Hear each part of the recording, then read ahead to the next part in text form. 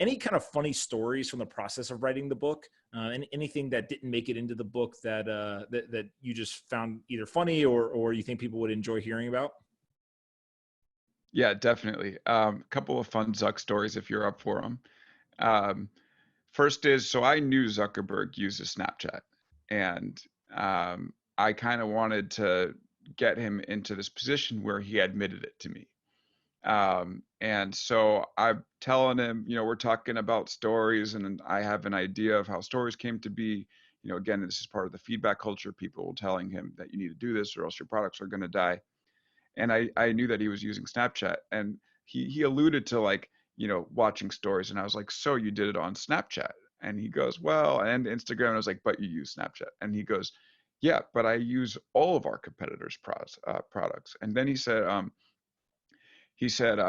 he was when Facebook was starting to experiment into the dating app scene, he had to try them out.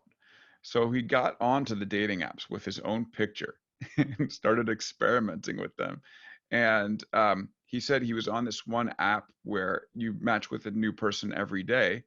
And he thought it was a cool looking app. So he showed it to his wife, Priscilla. He goes, hey, Priscilla, check it out. Here's this dating app that's pretty interesting. And she looked at the person on screen and was scheduled to have dinner with her the next night. So anyway, it's kind of one of those stories where I'm like, okay, I'm sitting here next to Zuckerberg and he's telling me he's using dating apps to meet his wife's friends. That's interesting. Um, Yeah, I mean, and mhm, look, I think part of that is mhm, like it's mhm, funny, right? And one, those are great stories, but two is uh, mhm, it also shows the level of maybe obsession's the wrong word, but just really mhm, wanting to understand how technology works. What are other people doing? What should we be doing, right? And being critical of products. And I've said over and over again, Mark was probably one of the only people I've ever met that could sit in a room and talk about high level strategy of an entire division within a multinational corporation, and then literally during the demo zoom in and pick up why is that pixel off, right? And just the mhm, ability to kind of go up and down.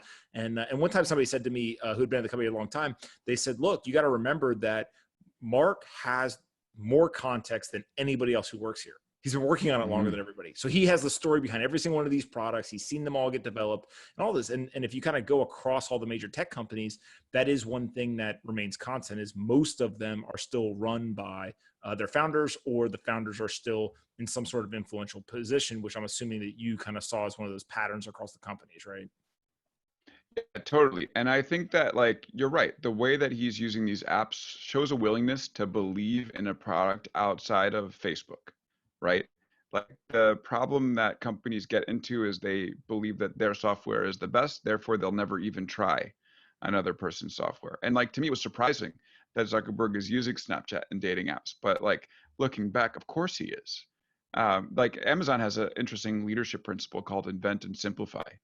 And the idea is, you invent and then you build systems to make sure you're not spending too much time supporting that existing product. But they say explicitly, we don't have this dedication to using stuff only invented here. If something was invented elsewhere, we'll use it. And we're going with best of breed. You contrast that with Microsoft. When Steve Ballmer was running Microsoft, you couldn't bring an Apple product into the campus. Steve Ballmer once pretended to throw an iPhone in a meeting with people. So people sort of knew, if I'm working on a Mac, even if I'm developing for Mac users, I'm going to get a dirty look if I'm working on this computer in Microsoft campus.